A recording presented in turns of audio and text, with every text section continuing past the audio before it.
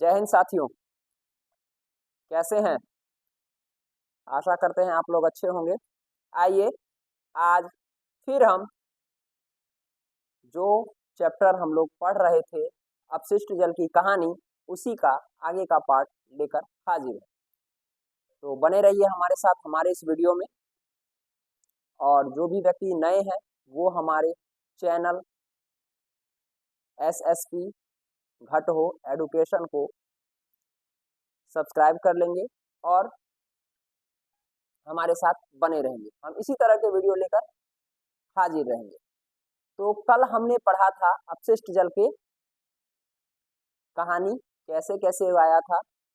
उसके लिए हम उस वीडियो का लिंक जो हम डिस्क्रिप्शन बॉक्स में डाल देंगे, आप लोग उस वीडियो को देख लीजिएगा।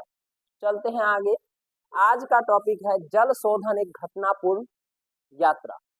जल शोधन की, जल को साफ करने की ये एक घटनापूर्ण यात्रा किस प्रकार हम लोग पढ़ेंगे। देखिए, तो घरों तथा सार्वजनिक भवनों को, घर आप लोग जान रहे हैं कि घर जो जिसमें हम लोग रहते हैं, सार्वजनिक भवन जैसे हॉस्पिटल हो गया, ठीक है, पंचायत भवन हो गया या सरकारी अस्पताल हो गएगा, ब्लॉक हो गया और कलेक्ट्रेट हो गया। बहुत सारे ऐसे जो है सार्वजनिक भवनों को स्वच्छ जल की आपूर्ति समांतर पाइपों के एक जाल द्वारा की जाती है। पाइप का एक जाल के द्वारा क्या किया जाता है, वहां पर पानी पहुंचाया जाता है और पाइपों के एक अन्य जाल द्वारा उपयोग किए जा चुके जल को ले जाया जाता है। एक पाइप से साफ जल वहां पर दिया जाता है। उसके बाद जो भी जल जो वहां पर यूज हो रहा है, उस जल को, जो गंदा जल होता है, उसको भी एक पाइप के द्वारा क्या किया जाता है, बाहर निकाला जाता है। कल्पना कीजिए हम भूमि के अंदर से देख सकते हैं तो इसमें बड़े और छोटे पाइपों का एक जाल दिखाई देगा, जिसे सीवर कहते हैं। उसे क्या कहेंगे हम लोग? उसे हम लोग सीवर कहेंगे, जो मिलकर मल विसर्जन की व्यवस्था करता है। जो मिलकर किस चीज की व्यवस्था करता है? मल विसर्जन की व्यवस्था करता है। यह एक परिवहन तंत्र की तरह है। यह एक परिवहन तंत्र की तरह है जो वाहित मल को उसके उद्गम स्थल से उसके निपटान के स्थान अर्थात उपचार स्थान तक, संयंत्र तक ले जाता है। मतलब ये हुआ कि जो सीवर जो होता है, सीवर जो है गंदे जल का निपटारा करता है। तो गंदा जल को कहाँ ले जाता है? उपचार केंद्र पर। उपचार केंद्र, वहां पर उसे क्या किया जाता है? वहां उसे जो अपशिष्ट पदार्थ है उसको छांटा जाता है, प्यूरिफायर किया जाता है। उसके बाद क्या कहते हैं, डायरेक्ट नदियों में नहीं प्रवेश किया जाता है, उसको प्यूरिफायर करके, यानी उसे कुछ साफ करके, सीवर वाला जो जल है उसको सैनिटाइज करके, सैनिटाइज कर रहे हैं, वहां पर एक संयंत्र होता है जहां पर क्या गंदा जल जाता है, उसको उसमें से अपशिष्ट पदार्थ को निकालने के बाद उसे नदियों में डाला जाता है। मल व्यवस्था में मेन होल समानतः प्रति 50 से 60 मीटर की दूरी पर दो अथवा अधिक सीवरों के संधि स्थल पर अथवा उन स्थानों पर होते हैं जहां दिशा में परिवर्तन होता है। जैसे कि मान लीजिए एक पाइप इधर से आ रहा है, एक पाइप इधर से आ रहा है, तो ये दोनों पाइप यहाँ पर अगर कनेक्ट हुआ तो यहाँ पर एक मैन होल बनाया जाता है। मैन होल का मतलब है जैसे इधर से जो पानी आएगा सो इधर से जो पानी आ रहा है सो दोनों टकराएगा, तो वहां पर एक स्टोर बनता है। 1 मीटर बाय 1 मीटर का भी बन सकता है, 2 मीटर बाय 2 मीटर का भी मैन होल बन सकता है। जितना बड़ा सीवर रहेगा उतना बड़ा मैन होल बनाया जाता है। हमारे घरों में भी जैसे इस किचन का पानी इधर से आ रहा है, इस किचन का पानी इधर से आ रहा है, तो वहां पर एक छोटा सा manhole 1.5 feet by 2 feet का या 1 फीट बाय 1 फीट का बनाया जाता है। उससे क्या होता है, उसमें एक ढक्कन रख दिया जाता है ताकि अगर कभी वो पाइप जाम होते हैं तो उस ढक्कन को उठाकर उसमें से क्या होता है, हम लोग सफाई करते हैं। सफाई करने के बाद वो पाइपलाइन जो है जो बंद पड़ जाती है, वो पाइपलाइन क्या हो जाती है, सही हो जाती है। तो बड़े बड़े शहरों में बड़े बड़े मैन होल बनाए जाते हैं, जहां पर उस मैन होल में ऐसे लोग भी अंदर उतर के उसमें साफ करते हैं, और अंदर उतर के साफ करते हैं। वो जो है मैन होल है कभी कभी विषैली गैसों से भी भर जाता है। विषैली गैसों से भर जाता है तो वो क्या होता है, जो व्यक्ति उसको साफ कर रहा होता है उसकी जान माल की हानि भी हो सकती है। तो आगे चलते हैं। अपने घर, विद्यालय अथवा किसी सार्वजनिक भवन से वाहित मल के पथ का अध्ययन करेंगे, निम्नलिखित कार्य करेंगे। वाहित मल के पथ का लेखा चित्र बनाएंगे, गली सड़क और परिसर में घूमकर उनका सर्वेक्षण करेंगे और मैन होलों की संख्या को मालूम करेंगे।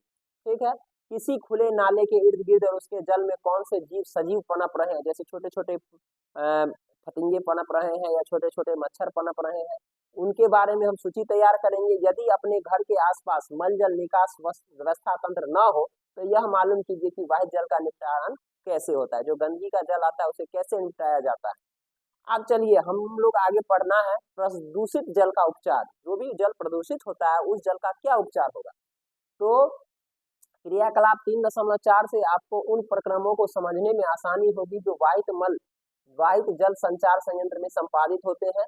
अब देखिए इस क्रियाकलाप को करने के लिए अपने सहपाठियों को समूहों में विभाजित कर लें। प्रत्येक चरण में परीक्षणों का रिकॉर्ड कीजिए कि कांच के किसी बड़े जालक को 3/4 भाग तक पानी से भर लीजिए।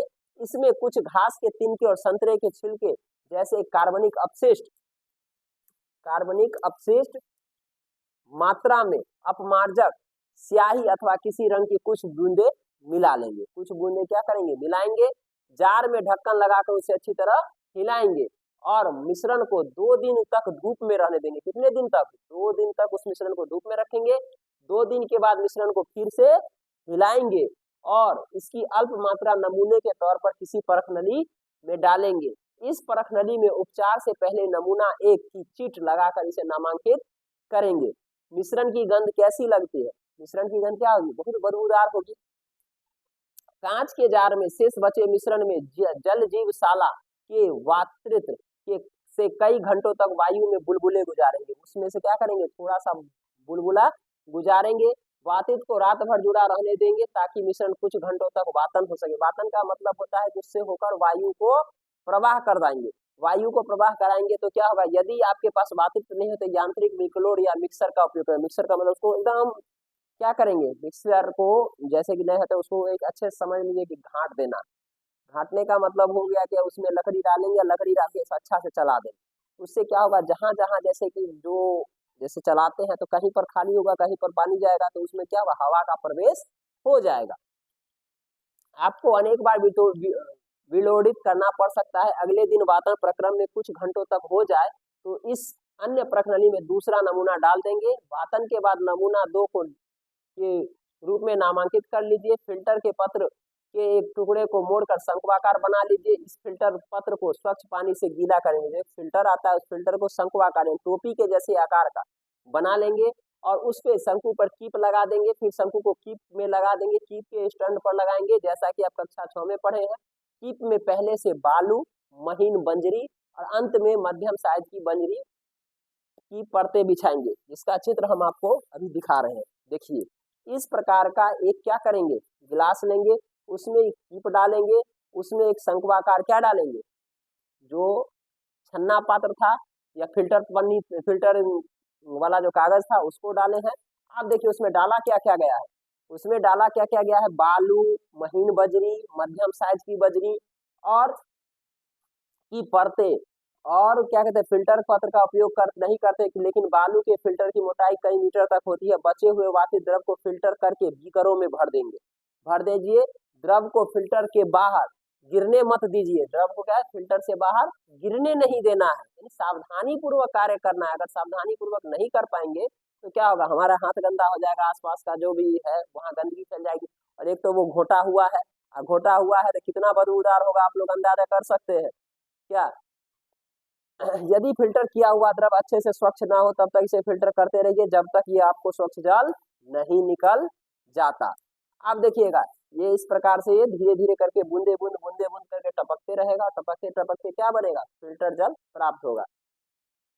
फिल्टरित जल के नमूने को तीसरी परख नली में डालेंगे, उसे फिल्टर रहित जल नमूना 3 के रूप में अंकित करेंगे। चौथी परख नली में, अब 3 परख नली हो गया, पहले में कच्चा माल डाले थे, दूसरा में घाट दिए थे, तीसरा में फिल्टराइज किए।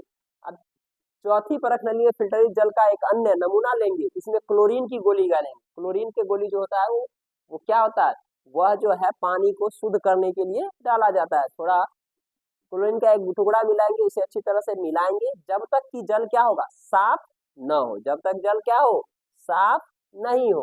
परख नली क्लोरीनीकृत नमूना फॉर्म के रूप में नामांकित करेंगे।